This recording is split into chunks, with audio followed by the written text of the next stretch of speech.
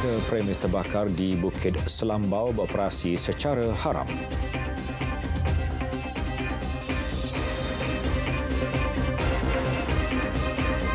Assalamualaikum, salam Malaysia Madani. Saya Muhammad Shah Musa.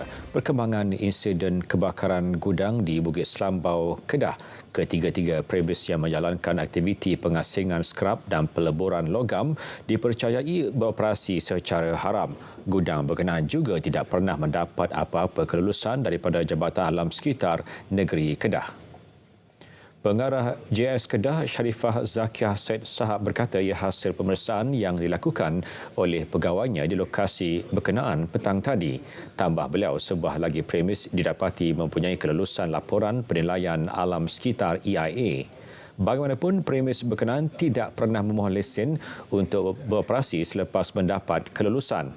Tegas Sharifah, pelaksanaan sebarang aktiviti tanpa kelulusan laporan EIA merupakan satu kesalahan di bawah Seksyen 34A-6 Akta Kualiti Alam Sekeliling 1974 Akta 127. Sementara itu, bunyi letupan kuat kebakaran itu malam semalam dipercayai berpunca daripada bateri yang disimpan di dalam premis itu. Pengarah Jabatan Bomba dan Penyelamat Malaysia JBPM Kedah Awang Hizil Awang Bujang berkata tinjauan di lokasi menemukan banyak kelongsong bateri bertaburan. Bateri ni, bateri biasa ni A3 side, kecil 3A kan. So tuan, bateri tu yang pecik menyebabkan berlaku letupan? Mungkin. Sebab ada lagi tempat-tempat lain yang kita tak boleh nak masuk. Pasal asap tebal lagi ni. Dan kita nak mengutamakan keselamatan luar kita lah. Jadi dalam hadir itu, kita dapati memang berlaku kebakaran dan sedikit letupan. Dan kita telah pun berjaya mengawal sepenuhnya kebakaran tersebut daripada merebak ke dalam sektor-sektor lain yang berkaitan. Kebakaran itu memusnahkan 3 gudang yang menempatkan barangan terpakai berupa logam, tembaga dan wayar. Kebakaran turut menyebabkan letupan kuat dan percikan bunga api sebelum anggota bomba berjaya mengawalnya pada 10:02 malam. 5 beradik termasuk seorang rakan mereka berdepan tuduhan melakukan amang seksual fizikal dan rogol berkumpulan terhadap seorang kanak-kanak perempuan pada awal November lalu. Kesemua tertuduh berusia 14 hingga 31 tahun. 2 daripada tertuduh berusia 31 dan 25 tahun mengaku bersalah bagi kes yang didakwa di bawah Seksyen 14-A Akta Kesalahan Seksual terhadap Kanak-kanak 2017. Sementara itu, 3 lagi tertuduh bersama seorang rakan mereka berusia 14 hingga 23 tahun didakwa di bawah Seksyen 375B Kanun Kesisaan. Pendakwaan dikendalikan Timbalan Pendakwa Raya Muhammad Firdaus Nur Azlan, manakala kesemua tertuduh tidak diwakili peguam. Mahkamah membenarkan kesemua tertuduh ikat jamin RM4,000 setiap seorang. Sebutan semula kes pada 22 Januari depan.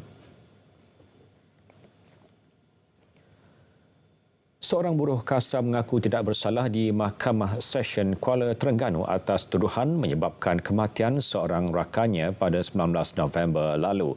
Muhammad alias Mokhtar berusia 39 tahun memohon untuk dibicarakan selepas tuduhan dibacakan di hadapan Hakim Noriah Osman. Suspek didakwa melakukan perbuatan tersebut ke atas mangsa yang juga seorang penganggur berusia 45 tahun. Hasil bedah siasat menemui 40 kesan luka pada badan mangsa dipercayai akibat dipukul menggunakan senjata tumpul. Jika sabit kesalahan, tertuduh boleh dipenjara maksimum 30 tahun dan denda mengikut Seksyen 304-A Kanun Kesiksaan. Mahkamah menetapkan 1 Januari depan sebagai tarikh sebutan semula kes. Pendakwaan dikendalikan Timbalan Pendakwa Raya Nur Nabihah Hanim Ayim manakala tertuduh tidak diwakili peguam.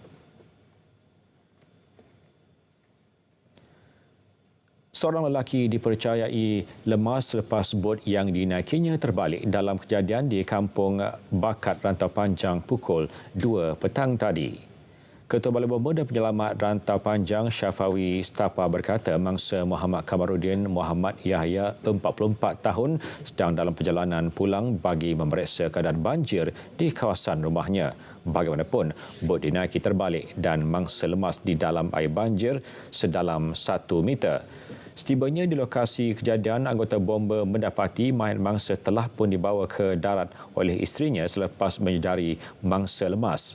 Mayat mangsa diserahkan kepada pihak polis untuk tindakan lanjut. Padah enggan jual dan suruh minyak masak paket bersubsidi, seorang peniaga berdepan tindakan di bawah Akta Kawalan Bekalan 1961 menurut Pengarah Perdagangan Dalam Negeri dan Kos Sara Hidup Perak Kamaluddin Ismail. Perbuatan itu dilakukan di sebuah premis runcit di Desa Cepor Indah, Cemor. Serbuan dilakukan pada tengah hari semalam hasil aduan orang awam. Peniaga berusia 37 tahun berkenaan didapati enggan menjual barangan kawalan itu kepada pembeli tempatan, sebaliknya hanya menjual kepada warga asing. Hasil penyamaran melalui Op Samar berjaya menemui 5 kotak minyak masak paket 1 kilogram yang diletakkan di tepi kaunter dan bahagian belakang premis. Susulah itu 90 paket minyak masak 1 kilogram serta salinan lesen runcit barangan kawalan CSA, lesen pendaftaran syarikat SSM dan dokumen berkaitan disita. Nilai sitaan dianggarkan berjumlah RM225 dan kes disiasat di bawah Akta Kawalan Bekalan 1961.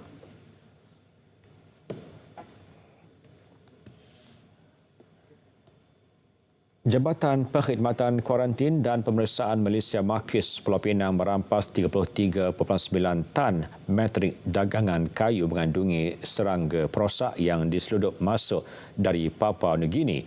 Menurut kenyataan yang dikeluarkan Makis, negeri barang rampasan berkenaan dianggarkan bernilai RM86,000.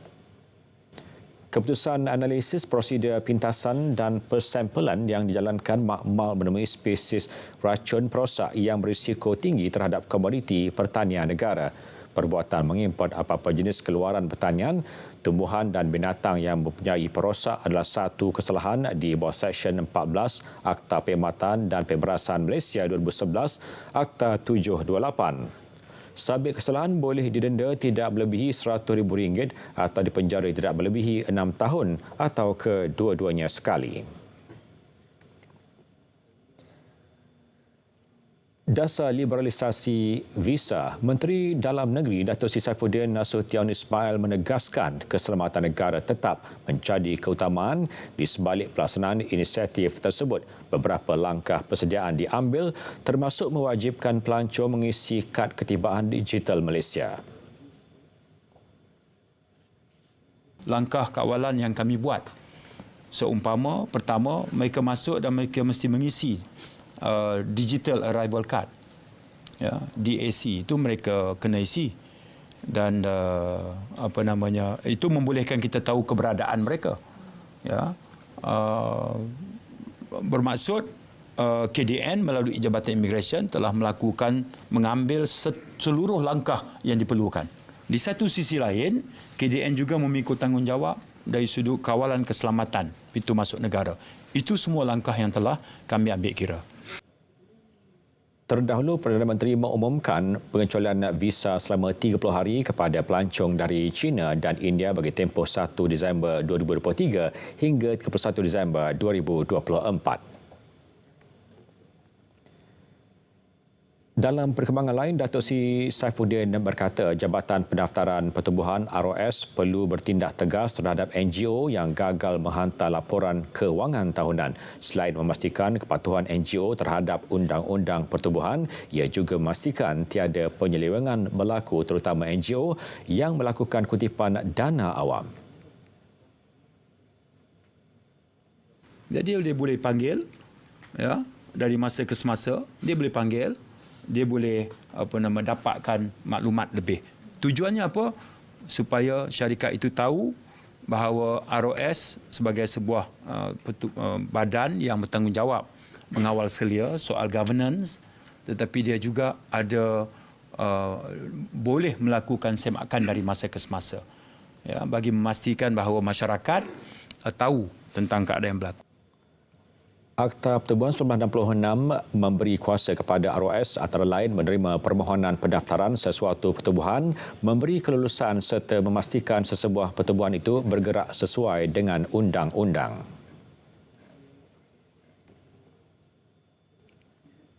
Perkembangan banjir di Kelantan, satu lagi pusat penahan sementara PPS dibuka menjadikan kesemua 13 PPS beroperasi di Pasir Mas setakat ini yang melibatkan keseluruhan 6,009 penduduk daripada 1,952 keluarga. Menurut portal info bencana banjir JKM, PPS tersebut ialah SK Kedai Tanjung yang menempatkan 38 penduduk daripada 12 keluarga. Sementara itu, laman rasmi Public Info Banjir JPS melaporkan Sungai Golok di rantau panjang Pasir Mas masih melepasi paras bahaya dengan bacaan 9.60 meter, namun menunjukkan tren menurun berbanding pukul 7 petang tadi iaitu pada 9.68 meter. Keadaan panas panjang hari juga membolehkan beberapa laluan persekutuan dan negeri yang ditutup kepada pengguna jalan raya sebelum ini kembali dibuka. Sementara itu, gelombang kedua banjir kali ini menjejaskan 600 penduduk di Taman Wirajaya dan Taman Prima di Pasir Mas. Turut terkesan anggota dan pesara ATM serta bekas jurukamera RTM Kelantan. Mereka mengambil langkah awal berpindah ke PPS dekat termasuk di SK Lati. Kita dah 3 malam duduk sini. Setakat ni Alhamdulillah makan pun cukup, tempat pun selesa, tidak ada apa-apalah. Jadi kita orang pun masih berharap agak boleh balik ke rumah lah secepat mungkin. Banyak lagi yang perlu kita sedia dengan sebaik-baiknya lah. Saya pun sendiri melepas habis waktu kerja tu, saya pergi tengok sekejap, cuci-cuci apa yang patut lah, kemas-kemas apa yang patut. Air naik dalam rumah lah. Jadi sisi rumah dah dipenuhi air. So tak ada tempat nak duduk lagi dah. Paksalah pindah. Air daripada Sungai Golok lah. Yang banjir itu air hujan. Alhamdulillah. Dari segi bantuan ada lah makan. Bantuan makan mencukup. Kita ikuti rangkuman paras air di seluruh negara setakat 11 malam.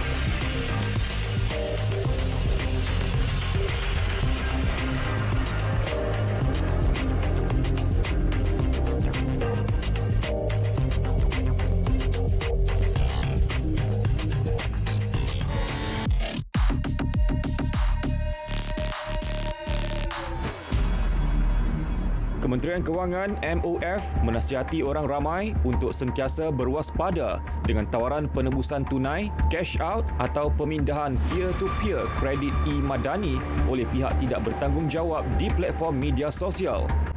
Semakan pasukan Biar Betul dapati telah terdapat satu pautan iklan palsu menawarkan penebusan e-Madani secara cepat dengan mengenakan bayaran sebanyak RM5 dan RM3. Waspada kerana anda berisiko jadi mangsa kecurian data. Menurut MOF, e-Tunai Madani hanya boleh dituntut menggunakan 4 platform sahaja iaitu e-wallet MAE, Settle, ShopeePay dan Touch and Go e-wallet. Dan mereka yang layak boleh mula memohon mulai pukul 8 pagi 4 Disember 2023 hingga 11.59 malam 20 Februari 2024. Sentiasa waspada, elak jadi mangsa, putuskan rantaian sindiket penipuan, henti kongsi maklumat tidak sah.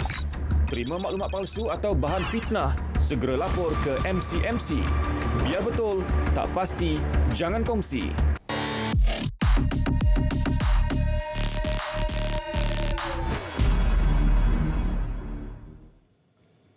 Malaysia dan Timor Leste mengalu-alukan penerbangan terus menghubungkan destinasi utama kedua-dua negara bagi melonjakkan sektor pelancongan dan menggalakkan pertukaran budaya.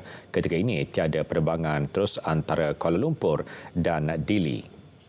Hasrat itu dinyatakan semasa kunjungan hormat Timbalan Perdana Menteri Timor Leste Tuan Yang Terutama Francisco Calbuadile di Putrajaya. Delegasi disambut Menteri Pelancongan, Seni dan Budaya Datuk Seri Tiong King Sing. Isu laluan udara dan program berkaitan pelancongan seperti pelancongan Muslim turut menjadi topik yang dibincangkan pada pertemuan berkenaan.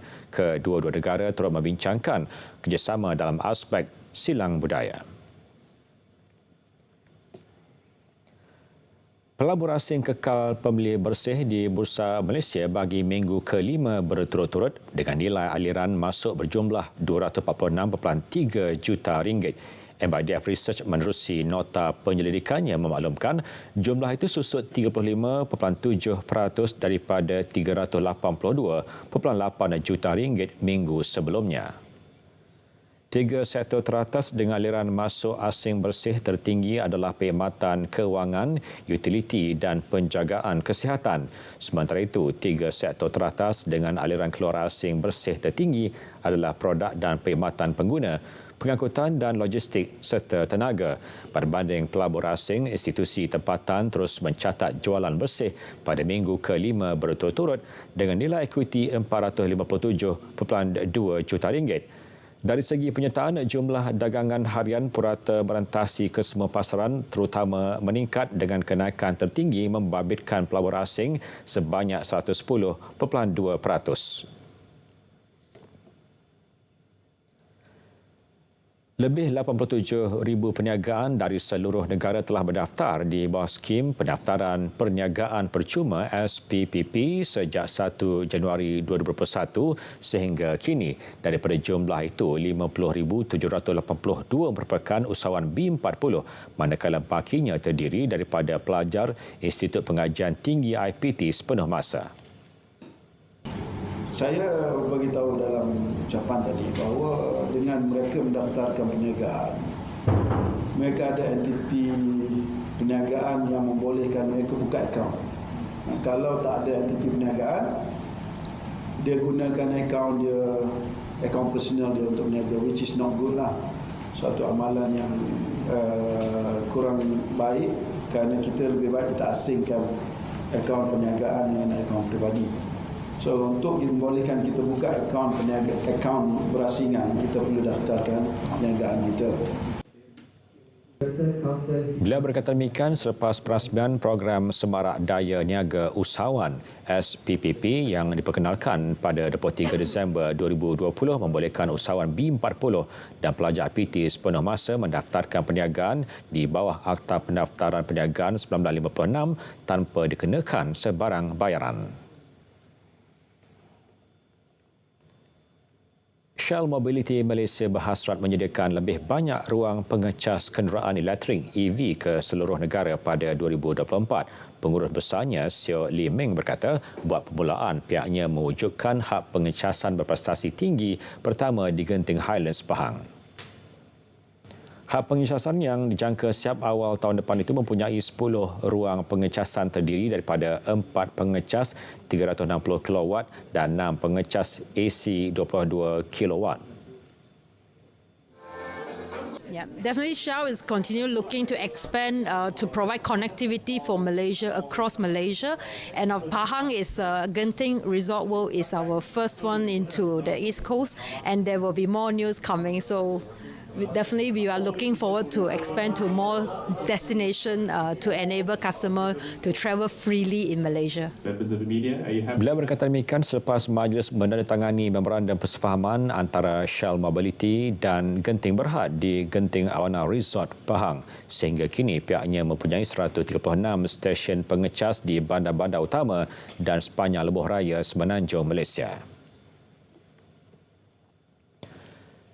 236 orang asli di rancangan pengumpulan semula RPS Kuala Betis Gua Musang Kelantan menerima bayaran sejumlah RM118,000 allowance sara hidup ladang tanaman semula komersial TSK Kelapa Sawit. Ketua Pengarah Jabatan Kemajuan Orang Asli Jakwa Datuk Sapiah Memakno berkata setiap peserta akan mendapat bayaran sebanyak RM500 seorang untuk tempoh 5 bulan. Program hari ini ialah bantuan allowance sara hidup, bukan dividen atau dan sebagainya. Bila ada hasil nanti kita akan tengok, kita akan kaji balik semula. Walaupun kita ada kaedah pemberian, tapi kadar tu nanti tidak akan bergantung kepada harga pasaran semasa itu. Dan kalau boleh kita akan lock satu amount supaya masyarakat di sini akan mendapat manfaat daripada tanah mereka yang di reserve tu. Bantuan meningkatkan ekonomi dia secara stabil lah. Di samping itu mereka bebas juga lah untuk buat kerja-kerja lain di samping penumpuan kepada ladang ni. Sementara itu, peserta orang asli berkata pemberian allowance sara hidup itu dapat meringankan beban mereka selepas tidak dapat keluar bekerja ekoran musim tengkujuh.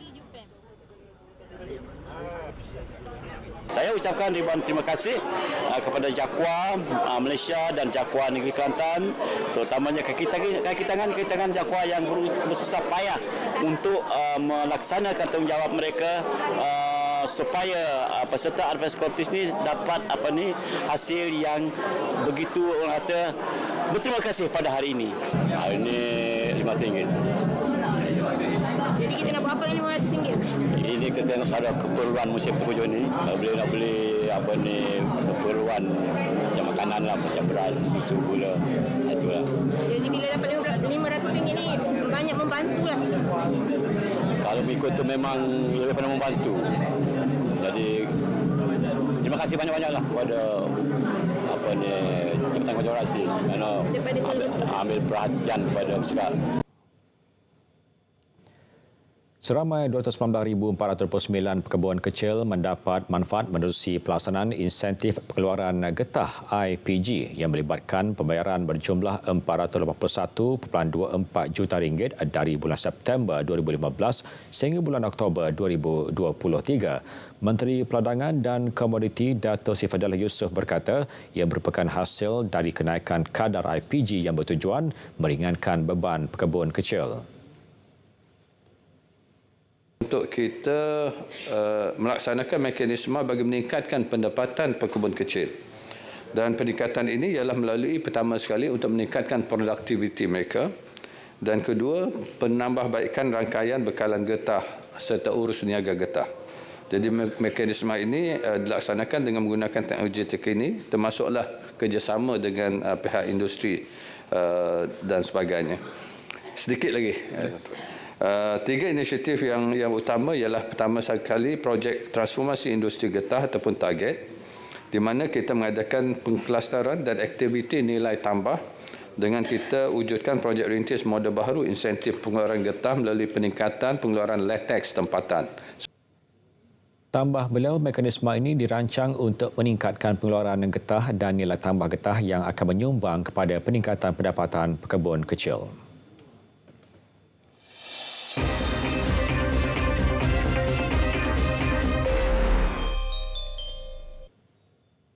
Sukan saingan kejohanan tenis remaja terbuka MBPJ dijangka berlangsung sengit dengan penyertaan pemain dari Jepun. Kejohanan yang dianjurkan bersama Persatuan Tenis Selangor STA itu bakal disertai 200 pemain.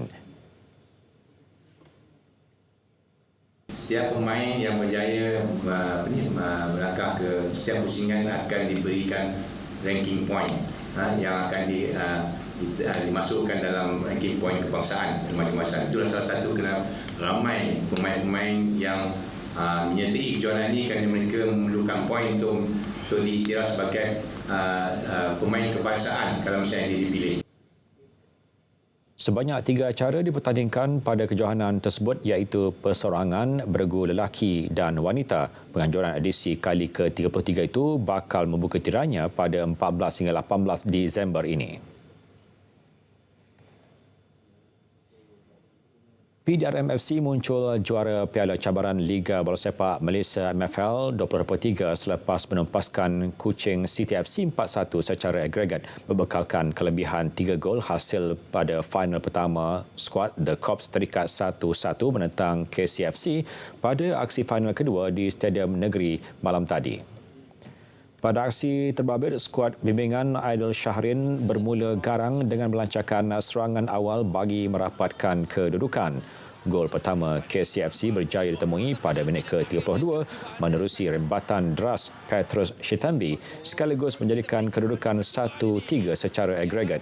Bersambung babak kedua, PDRM FC bagaikan mendapat tonik baru selepas melancarkan serangan bertali arus. Hasilnya, rembatan Uci Akbar dari luar kotak penalti berjaya menewaskan Wan Muhammad Azrai Wan Teh pada minit ke-56. Keputusan perlawanan kekal 1-1 sehingga penamat sekaligus menyaksikan Piala Cabaran MFL 2023 menjadi milik PDRM FC. Ini adalah trofi ketiga buat PDRM dalam kancah domestik selepas mereka memenangi kejuaraan Liga Perdana pada musim 2007 dan 2014 sebelum ini. Perkembangan sukan olahraga, Kesatuan Olahraga Malaysia KOM kini dalam perancangan untuk menambah jurulatih baharu tempatan dan luar negara ia sebagai persiapan menghadapi kejohanan penting pada tahun depan. Menurut pengurus besar KOM Nur Hayati Karim, senarai pendek jurulatih itu berada dalam fasa akhir yang akan diputuskan bulan ini.